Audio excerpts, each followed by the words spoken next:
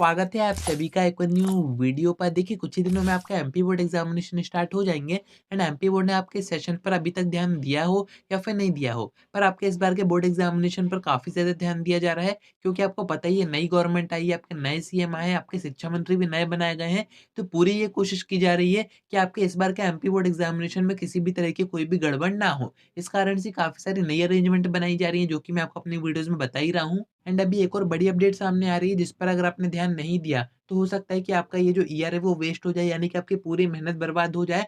साथ में MP board की तरफ से आपको परमानेंट बैन भी कर दिया जाए, यानी कि फिर कभी आप आगे एमपी बोर्ड के एग्जामिनेशन नहीं दे पाओगे। तो ऐसी कौन सी मिस्टेक्स आपको नहीं करनी है, आगे मैं आपको सारी चीजें बताता हूँ। वीडियो में एंड तक बने रहिए। नहीं तो सब्सक्राइब जरूर से कर दीजिएगा, नोटिफिकेशन आइकन ऑन करके रखिएगा क्योंकि एमपी बोर्ड एग्जामिनेशन में काफी कम टाइम बचा हुआ है एंड ऐसी इन्फॉर्मेटिव वीडियोस मैं आपको यहाँ पर देता रहूंगा। अब देखिए अगर आप एमपी बोर्ड के प्रीवियस कुछ सेशन देखोगे तो काफी कुछ ऐसे केसेस सामने आए हैं जिससे कि एमपी बोर्ड की जो इमेज है वो काफी ज्यादा इफेक्ट हुई है या फिर सीधे से अपन कहें तो इमेज काफी ज्यादा डाउन हो चुकी है। जैसे कि आप देख ही रहे हैं प्रीवियस कुछ सेशन से एमपी बोर्ड एग्जामिनेशन के पेपर्स कंटिन्यूस आउट हो ही रहे हैं। त्रैमासिक अर्धवार्षिक के तो काफी कॉमन बात हो गई है। एमपी बोर्ड के खुद के टीचर्स ये सारे काम कर रहे हैं एंड एमपी बोर्ड एग्जामिनेशन का आप रिजल्ट देखेंगे, हर सेशन का कंपेयर करेंगे तो वो डाउन जाता जा रहा है। काफी जगह से काफी सारे चीटिंग के केसेस सामने आ रहे हैं कि बच्चे इतने चीटिंग कर रहे हैं, क्योंकि जो बच्चे चीटिंग करते हुए पकड़ाते हैं उनके जो यूएफएम बनते हैं उसकी जो संख्या है वो बढ़ती जा रही है। आप प्रीवियस सेशन से भी कंपेयर कर सकते हैं, अभी मैं आपको सारे रिकॉर्ड्स आगे दिखाऊंगा।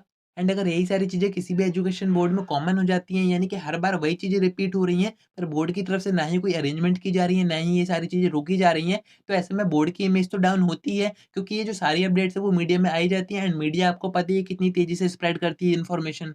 और अगर आज भी आप एमपी बोर्ड का एजुकेशन सिस्टम कंपेयर करो बाकी अदर स्टेट बोर्ड से, जैसे कि राजस्थान बोर्ड हो गया, गुजरात बोर्ड हो गया, महाराष्ट्र बोर्ड हो गया, ये सब पास के ही हैं, तो एमपी बोर्ड का जो नाम है वो काफ़ी नीचे आता है। जबकि एक टाइम हुआ करता था कि एमपी बोर्ड एग्जामिनेशन के जो पेपर्स आते थे वो सीबीएसई से भी टफ आते थे। स्टेट बोर्ड को काफ़ी ज़्यादा टफ माना जाता था एंड ये ज़्यादा पुरानी बात नहीं है, कोविड के आप पीछे जाओगे 2017, 18, 19, 20 के आप पेपर देखोगे तो आपको समझ में आ जाएगा क्योंकि उस टाइम पर एमपी बोर्ड की अपनी बुक्स होती थी, उन्हीं से पेपर बनता था। एंड ये जो अभी अपडेट सामने आ रही है इसमें भी आपको उसी चीज़ की इन्फॉर्मेशन दी जा रही है कि एमपी बोर्ड अपनी इमेज अब ठीक करना चाहता है, इस कारण से ये नई-नई अरेंजमेंट की जा रही है। इस बार के आपके जो बोर्ड एग्जामिनेशन के पेपर होंगे, इसमें अगर आप चीटिंग करते हुए पकड़ाते हो तो आपका ईयर वेस्ट भी हो सकता है, साथ में एमपी बोर्ड की तरफ से आपको बैन भी कर दिया जाएगा। आगे आप ना ही प्राइवेट फॉर्म भर पाओगे, ना ही आप एमपी बोर्ड में आगे पढ़ाई कंटिन्यू कर पाओगे।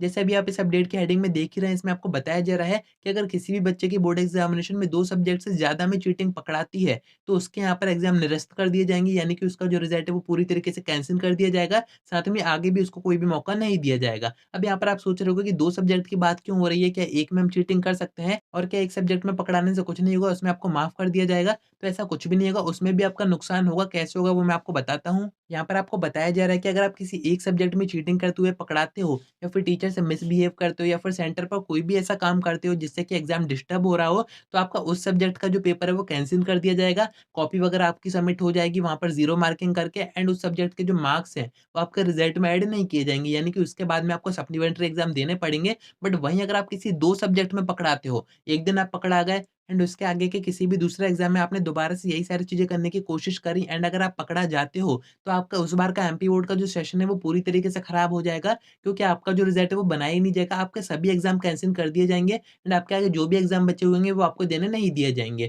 क्योंकि देखिए एग्ज़ाम सेंटर आपका वही है, वहाँ पर आपकी मार्किंग हो जाती है अगर आप पकड़ाते हो कि हाँ, इस बच्चे ने इस दिन एग्ज़ाम में चीटिंग की थी। अगर वो दोबारा से पकड़ाता है तो फिर मैंने आपको बता ही दिया आपका ईयर वेस्ट हो जाएगा। तो ऐसी कोई भी चीज़ एग्ज़ाम सेंटर पर करने की कोशिश मत कीजिएगा। आपके पास किसी ने पर्ची-वर्ची फेंक दी, हो सकता है कि कोई आपको फँसा भी दे, चीटिंग किसी और के पास रखी हो, वो आपके पास फेंक दे एंड आपके बेंच के नीचे कुछ पेपर्स वगैरह फँसे हुए हैं या फिर आपने पेपर एक्सचेंज करने की कोशिश करी और अगर आप पकड़ाते हो, तो काफ़ी नुकसान आपका हो सकता है क्योंकि इस बार अरेंजमेंट काफ़ी ज़्यादा टाइट की जा रही है क्योंकि एमपी बोर्ड अपनी इमेज सुधारना चाह रहा है क्योंकि न्यू गवर्नमेंट भी आई है, आपके नए शिक्षा मंत्री भी आए हैं, तो इस बार थोड़ा-सा स्ट्रिक्टनेस ज़्यादा रहेगी, उस बात का आपको ध्यान रखना पड़ेगा। आपके बोर्ड एग्ज़ामिनेशन के सेंटर पर भी सीसीटीवी कैमरा, जैमर्स वगैरह की अरेंजमेंट की जा रही है, वो सब मैं आपको आगे बताऊँगा वीडियो में एग्ज़ाम के टाइम पर कि आपको किन चीज़ों का एग्ज़ाम सेंटर पर ध्यान रखना है जिससे कि आपके साथ कोई भी ऐसी चीज़ ना हो जिससे कि आपका रिज़ल्ट वगैरह बिगड़े या फिर आपका आगे नुकसान हो। बाकी इस अपडेट में आप प्रीवियस सेशन के रिकॉर्ड्स भी देख सकते हो कि कहाँ-कहाँ से चीटिंग के केसेस सामने आए थे, कितने आए थे, 10th में कितने यूएफएम बने थे, 12th में कितने बने थे, कौन-कौन से डिस्ट्रिक्ट से आए थे, उन सभी की इन्फॉर्मेशन आपको यहाँ पर दी जा रही है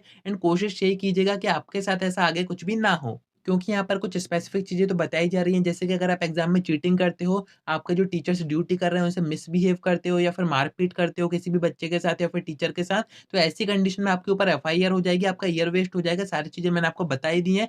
अपने काम से काम रखो, आपका आप एग्ज़ाम देने गए हो, तो सिर्फ़ अपने ही एग्ज़ाम पर ध्यान दो, बाकी इधर-उधर कुछ भी हो रहा है, कोई भी आपको दिख रहा है, कुछ भी करते हुए, उस पर ध्यान मत दीजिएगा।